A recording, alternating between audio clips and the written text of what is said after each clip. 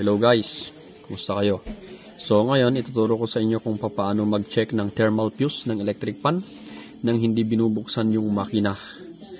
So gagamit tayo ng digital multi-tester. So kailangan, ang unang gagawin niyo, iset nyo muna yung tester ninyo, multi-tester dito sa ohms. Yun, kung makikita nyo yun, yung nag-curve na yan, yan yung sign ng ohms. So dito, malalaman natin kung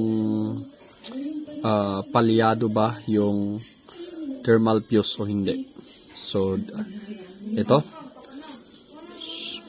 yan. So ilalagay lang natin sa plug yung positive and negative ng multi-tester. Ayan. So pag nailagay na natin, yan, ganyan siya. Yan. So yan. So ito, ipipihit natin to.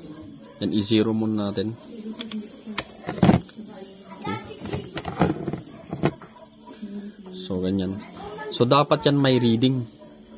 May reading dapat yan 1. Yan, walang reading. Pataas yan ng pataas. 2, wala pa rin.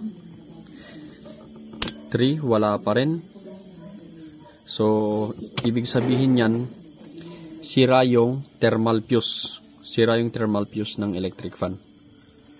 Yan, so para hindi na tayo babaklas ng makina, kung gusto nating malaman kung sira yung thermal fuse, ganito lang gawin natin. So magbabaklaks ka na lang pagpapalitan mo yung thermal fuse. Yan. So thank you guys for watching. Please subscribe to my YouTube channel and click the notification bell para ma-update kayo sa mga video natin. Thank you and God bless.